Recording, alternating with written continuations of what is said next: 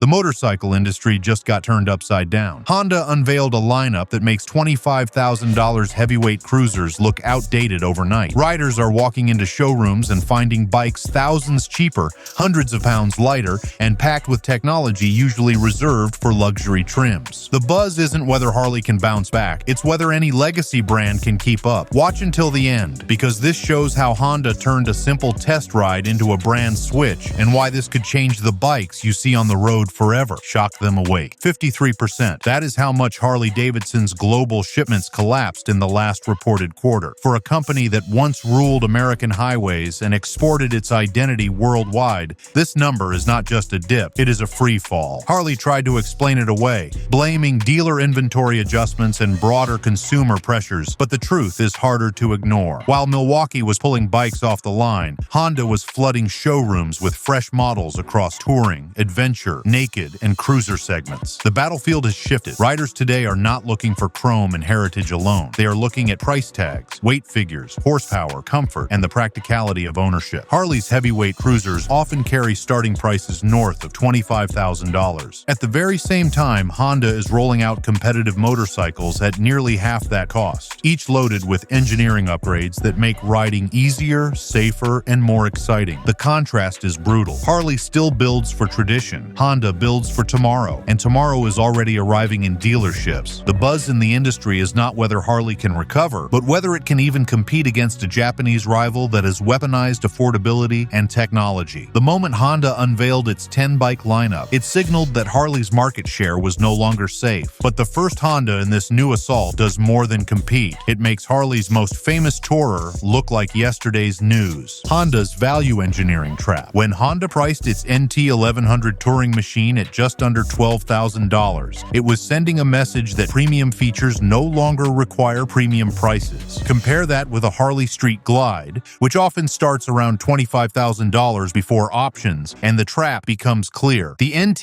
1100 carries a 1,084 cubic centimeter liquid-cooled parallel twin engine borrowed from Honda's proven Africa Twin. It weighs almost 300 pounds less than a Harley equivalent, and the reduction is obvious the moment a rider hits traffic or leans into a corner. Showa suspension components smooth out rough pavement without dulling responsiveness, while a 6-axis inertial measurement unit quietly manages traction, braking, and lean angles. These technologies are bundled into Honda's mid-range models, yet Harley reserves similar features for only its most expensive trims, if it offers them at all. The Transalp XL750 sharpens the point. It enters the middleweight adventure market at just under $10,000, offering 90 horsepower, long travel suspension, and switchable anti-lock braking. Harley has no serious answer in this category, leaving Honda free to scoop up riders who want versatility without intimidation. This is Honda's trap. Smarter engineering at friendlier prices. Harley's premium aura starts to look like an unnecessary tax, but the real shock for riders is not just how much Honda saves them, it is how Honda eliminates the clutch lever entirely. If you're starting to see why Honda is shaking Harley's empire, drop a like and leave your thoughts in the comments. Your voice keeps this conversation alive, and I want to know if you'd switch brands after this. The DCT conversion. Shift without a clutch. Ride without a stall. That is the trap Honda set with its dual clutch transmission, and it is converting riders faster than any ad campaign ever could. On the Goldwing Tour DCT, a rider can glide through 7 speeds without touching a lever. In traffic, it feels like magic. On open highways, it feels like flying a private jet. For touring veterans used to the rumble and rattle of Harley's V-twins, the smoothness is almost unsettling. The NC750X applies the same technology in a different way. A practical commuter during the week, an adventure bike on weekends. It blends storage, efficiency, and automatic shifting in a package priced under $10,500. The dual clutch system adapts in real time, offering calm shifts for the city and sharper gear changes for spirited rides. For younger riders or those returning to the sport, it erases one of the biggest learning barriers: clutch control. Harley has never offered anything close. Its insistence on manual-only shifting now feels feels less like authenticity and more like stubbornness. Riders who test Honda's system often return from a demo ride convinced they could never go back. That is how Honda turns test rides into trade-ins. And this is where the story twists. Because while DCT technology wins in the city and on highways, Honda's boldest strike comes where Harley has never truly ventured beyond the pavement. If you're spending long miles in the saddle, the right gear makes all the difference. I've linked my go-to gloves, riding accessories, and essentials in the description below. Terrain Harley can't touch. Harley's blind spot is not style, it is terrain. For decades, the company has built bikes meant for asphalt dominance, machines that parade down boulevards and thunder on highways. But when the road ends, so does Harley's influence. Honda, on the other hand, owns the adventure market with models like the Africa Twin and the Transalp. The Africa Twin's CRF 1100L carries 101 horsepower from its parallel twin engine, balanced by Showa suspension and 21-inch front wheels designed to claw through dirt, gravel, and sand. Riders who want freedom beyond painted lane markers find a machine that feels alive under pressure and light on its feet. At just over 500 pounds, it is manageable in ways no Harley cruiser can be. The Transalp XL 750 builds on that freedom at a friendlier price, blending 90 horsepower with spoked wheels, long travel forks, and an adjustable seat height. Its range of nearly 250 miles between fill-ups means the adventure does not have to stop when gas stations are scarce. Honda is not just selling motorcycles here. It is selling independence from paved limitations. And for riders who equate motorcycling with discovery, that independence is priceless. Harley has nothing to offer in this segment, leaving an entire generation of adventure riders to sign their loyalty contracts with Honda instead. But Honda's deadliest strike is not in the wilderness. It is about to unfold where Harley built its empire, on Main Street. Gateway capture. The first bike you buy decides the brand you keep. For decades, Harley-Davidson relied on that rule, funneling young riders into Sportsters and betting that once someone bought into Milwaukee, they would never leave. But the tide has turned, and Honda's Rebel 500 has stolen the gate. This motorcycle does not intimidate. It welcomes. With a seat height of just over 27 inches and a curb weight around 400 pounds, it feels approachable to riders of nearly any stature. That single fact matters more than heritage or history, because if you cannot plant your feet flat at a stoplight, you will not feel confident enough to buy. The Rebel's ergonomics are tuned for accessibility. A light pull clutch, a 6-speed gearbox, and neutral handling give new riders the impression of control, not fear. Fuel efficiency hovers around 60 miles per gallon, which means fewer gas stops and fewer dollars spent. This creates a first impression that sticks. Motorcycling can be simple, affordable, and fun. Harley's entry-level offerings, by contrast, remain heavier, taller, and priced several $1,000s higher. Honda's strategy is not about one model. It is about capturing a rider for life. If the first taste of freedom comes from a Rebel, the next taste may be a Goldwing or Africa Twin. For many first-time riders, that first purchase is less about horsepower and more about belonging. Honda makes entry accessible without intimidation, letting riders feel welcomed into a community rather than tested at the gate, and that subtle difference builds loyalty. And if you think entry bikes do not matter, wait until you meet the cruiser that kills repair bills. The Shaft Drive Assassin, a V-twin that just works as a cultural revolt. That is exactly what Honda delivered with the Shadow Phantom. At first glance, it looks like a stripped-down bobber meant to chase Harley's Softail line, but hidden within its blacked-out frame is a detail that turns accountants into evangelists, a shaft drive. While Harley riders pay for belt replacements and deal with regular drivetrain maintenance, Honda owners simply ride. The Shadow's shaft system demands little attention and rewards with thousands of carefree miles. Its engine is a 745 cubic centimeter liquid-cooled V-twin. It makes roughly 45 horsepower and close to 50 pound-feet of torque, enough to cruise comfortably at highway speed without strain. The weight is manageable at just over 540 pounds, and the seat sits under 26 inches. This makes it a bike that feels substantial without ever becoming intimidating. Riders are not asked to fight the machine. They are invited to relax into it. What the Shadow Phantom really does is undermine Harley's carefully cultivated belief that ownership is worth the extra maintenance cost. Honda reframes ownership as reliability. Less shop time, more road time, less money out, more value in. For riders who simply want to enjoy the lifestyle without budgeting for repairs, it is a revelation. But Harley's biggest wound is not reliability, it is luxury. And Honda is rewriting that chapter on touring comfort, touring in first class. Touring is not supposed to feel like a workout, yet many Harley owners quietly admit that after a full day on the highway, fatigue sets in from wrestling a heavyweight frame. Honda's Goldwing Tour DCT rewrites that reality. It is not just a motorcycle. It is a first-class cabin on two wheels. At its heart is an 1,833 cubic centimeter flat-six engine that hums with effortless power. Paired with a 7-speed dual-clutch transmission, the ride becomes a glide. Even low-speed maneuvering is transformed by walking mode, which lets the bike crawl itself into a parking spot with surgical precision. The suspension is equally groundbreaking. A double wishbone front end eliminates bumps before they reach the rider, while the electronically adjustable rear adapts instantly to weight and terrain. Add heated seats, heated grips, and an adjustable windscreen, and what once felt like endurance riding turns into luxury travel. Storage capacity exceeds 100 liters, nearly double what some Harley Tourers can swallow. And Honda's infotainment system integrates Apple CarPlay and Android Auto seamlessly, refusing to glitch in the way Harley owners often complain about. The Goldwing does not just compete with Harley's Ultra Limited, it embarrasses it, proving that comfort, control, and technology no longer belong solely to cars. And when the financing pen comes out, Honda makes loyalty feel expensive.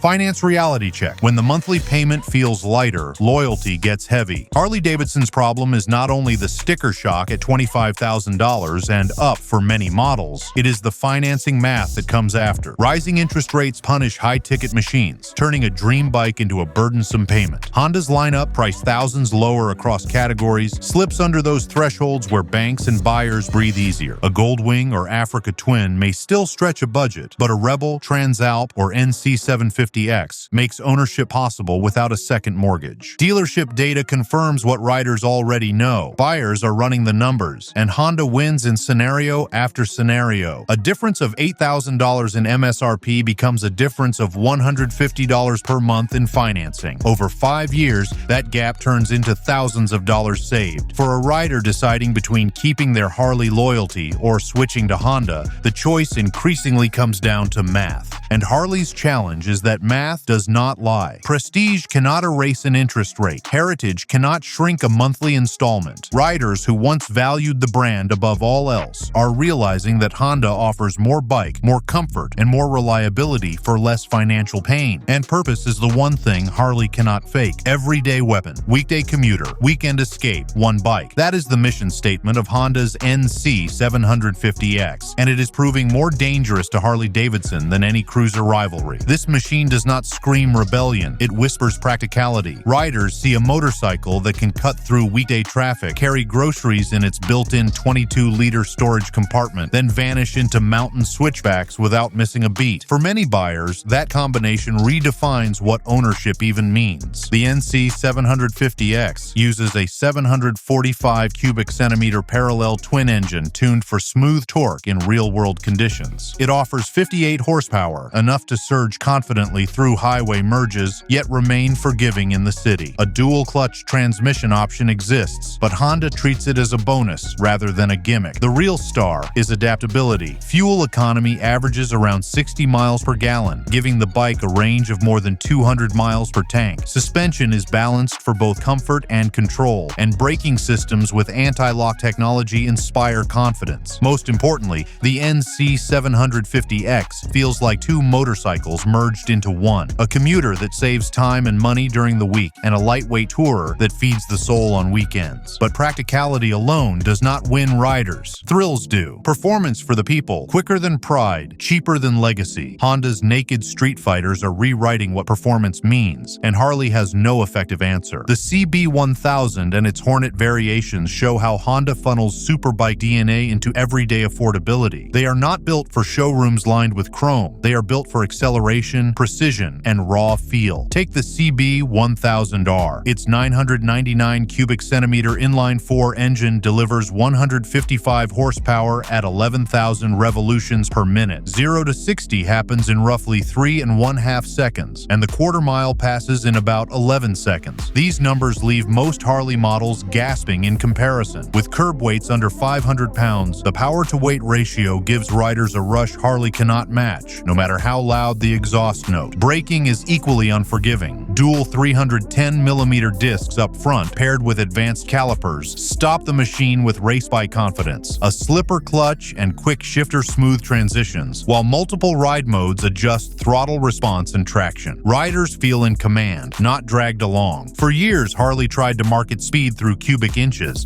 but Honda demonstrates that engineering precision outpaces raw displacement. When a motorcycle delivers both agility and adrenaline, the equation changes. But performance is only half the trap. Versatility is the other half. If you've stayed with me this far, you already see the storm Harley faces. Don't miss what's coming next. Hit subscribe right now. The final chapters reveal twists that will change how you see both brands forever. The Honda ladder. Adventure is not a niche. It is an exit from boredom. Honda's lineup creates a clear pathway for riders to climb, and that ladder is something Harley-Davidson cannot replicate. It begins with the Rebel 500, an approachable first step for new riders who want cruiser style without intimidation. From there, Honda guides them upward. The Transalp XL 750 offers adventure at a manageable price and weight, providing 90 horsepower, spoked wheels, and suspension that invites gravel as much as asphalt. It serves as the perfect bridge to the Africa Twin CRF 1100, a legend among adventure machines with 101 horsepower,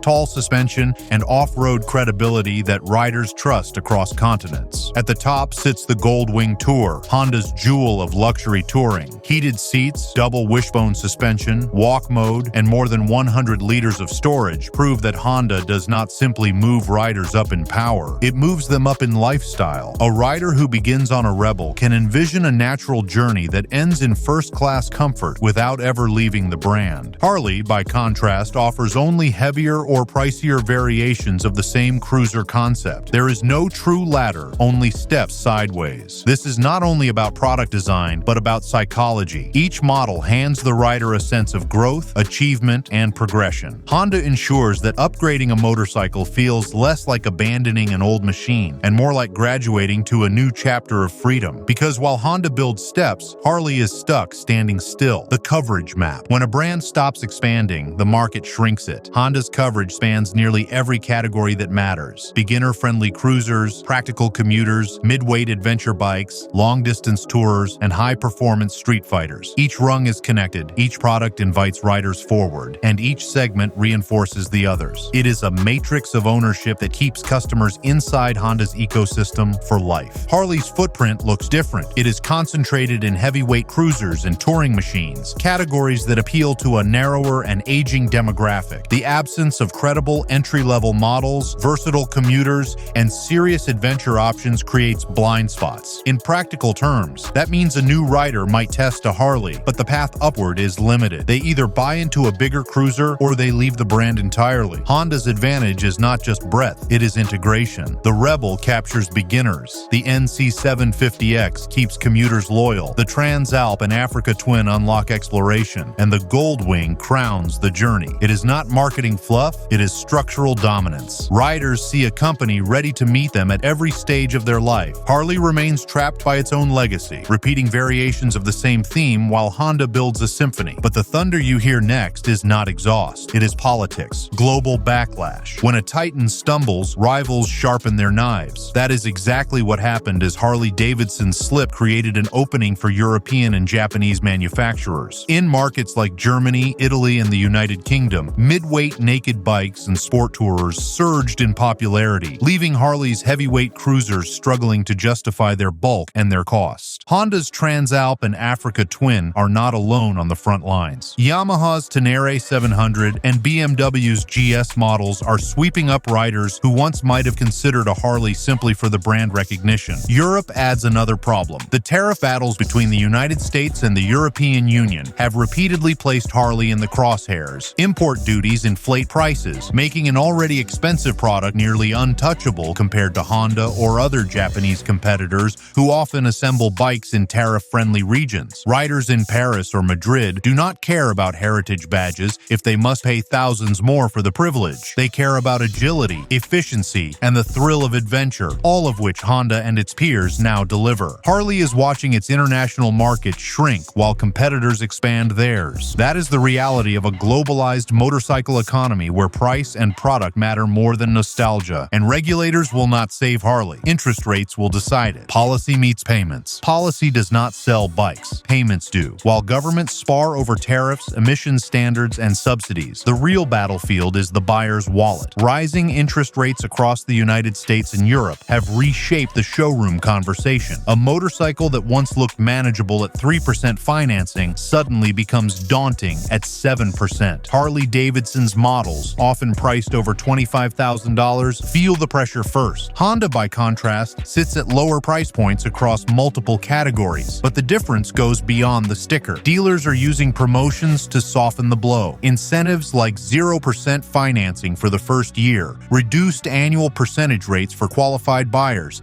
and bundled accessory credits make Honda's offers land where it matters most: the monthly installment. A buyer who walks into a dealership with a budget in mind is more likely to ride out on a Honda simply because the financing package fits their reality. This macroeconomic backdrop is not temporary. As long as borrowing costs remain high, brands with expensive models and limited variety will struggle. Harley fits that description perfectly. Even loyalists must think twice when faced with payments that balloon past expectations. Meanwhile, Honda's broad lineup gives dealers room to maneuver, matching customers to bikes that fit both their lifestyle and their financing capacity. Buyers notice the difference in the showroom atmosphere as well. Honda dealers lean into flexibility, offering multiple entry points that feel approachable. Harley dealers, in contrast, often push large commitments up front, creating hesitation at the exact moment customers should feel confidence. But the fight is not only in showrooms. It is about to move to the factory floor. Labor on the line. Unions cannot bargain with gravity. If demand for heavyweight cruisers keeps shrinking, Harley-Davidson's U.S. factories will inevitably feel the strain. Production hours, shifts, and entire lines risk being scaled back if fewer bikes leave dealerships. Workers who fought hard for secure contracts and steady employment may find themselves caught in the middle of a market correction. Milwaukee cannot build motorcycles that consumers will not buy, no matter how loyal its workforce may be. Honda faces no such dilemma. Its global production network allows it to balance output between Asia, Europe, and North America, keeping supply aligned with demand. Import models roll into U.S. showrooms at steady volumes, ensuring that labor disputes overseas do not choke local availability. In short, Honda has flexibility. Harley has fixed costs. That imbalance will show itself as the model mix tilts away from big cruisers and toward leaner, more versatile machines. For Harley's unions, the challenge is existential. Push too hard for protections, and the company risks bleeding cash. Push too little, and the workforce pays the price. It is a no-win scenario created not by labor policy, but by consumer choice. Riders are voting with their wallets, and those votes are reshaping what rolls out of U.S. plants. And the consumer's choice will be the final verdict. The fork in the road. The next badge you buy will be the cheapest mentor you ever had. That is the reality riders and investors face as Honda and Harley head down diverging paths. Honda's staircase is clear. Start with a Rebel, graduate to a Transal, push into an Africa Twin, and crown the journey with a Goldwing. Each step is supported by engineering, reliability, and value. Riders who enter this ecosystem rarely leave. Harley's path is a single-lane gamble. It offers heavier variations of the same cruiser experience, demanding high entry costs and offering limited versatility in return. Investors see the danger. Without fresh categories, Harley cannot expand its audience. Without expansion, growth stalls. The true cost is revealed in total ownership math. Over 5 years, a Rebel 500 or NC 750X costs thousands less to finance, fuel, and maintain than a comparable Harley. Even the Goldwing, considered a premium machine, delivers better efficiency and longer service intervals than Harley's Ultra Limited. For riders, that means freedom without the constant financial drag. For investors, it means a company building customer loyalty through pragmatism rather than mythology. Harley can still win, but only if it chooses math over mythology. Which bike would you ride into the future? Harley built a legacy on thunder and tradition,